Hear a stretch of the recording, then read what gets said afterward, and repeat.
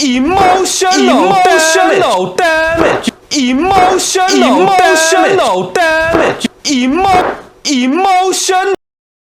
Why so serious? Heath Ledger. He was a good actor. Stop taking life so seriously. Please. Stop taking it so seriously. I would say to a point today it is taken less seriously than it once was because there's a lot more going on and there's just a lot more news popping up every split second of every waking day and everything is just going on. Everything. You can just turn your phone on, you'll see 50 hit pieces on anything. Everything and everything. Everything.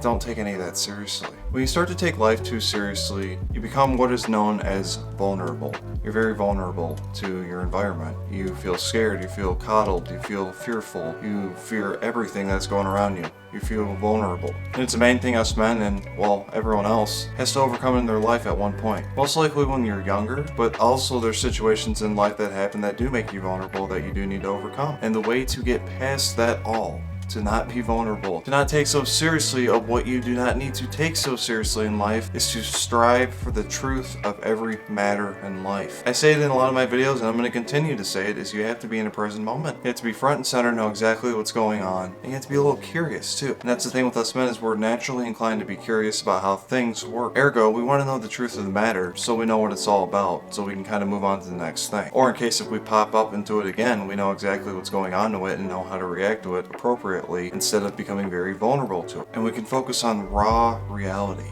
Stuff we do not need to take so seriously in life. We don't have to take so seriously. We know what it's about. We know if it's an overreaction to test us, and we know if it's something that is just must needed to be avoided in life, because nothing's even going to happen if you tap into it. For the sizable audience out there that is watching this Johnny Depp versus Amber Heard case, it kind of shows that meaning of striving for the truth of the matter and making yourself less vulnerable to people and really just not taking certain stuff that happened in life so seriously because it is not meant to be taken so seriously. Johnny Depp's demeanor, the silent charisma type that can just say a sentence and mean over a dictionary, he made a statement that stuck out one of the days he had in court, and it had to do with how he strives for the truth of everything, that he almost dedicated his whole life to just finding the truth about everything. Now when I heard that, it kind of made full sense of why he acts the way he does, why he's the person he is. Because there's just a lot of stuff he knows the truth about, and there's a lot of stuff he just doesn't need to care about because he already knows the truth about it. He knows what's going to happen before it happens almost. Of course, that's not the truth at all with anything in life, but if you know the truth of the matter about something, it's a great predictability, and there's a way you do not even have to deal with it. You can even see it on all the witness stand with Amber Heard's lawyers asking questions, asking vague questions, and most of the testimonies for Johnny's side have to stop him and correct him like, no, that's not what it is.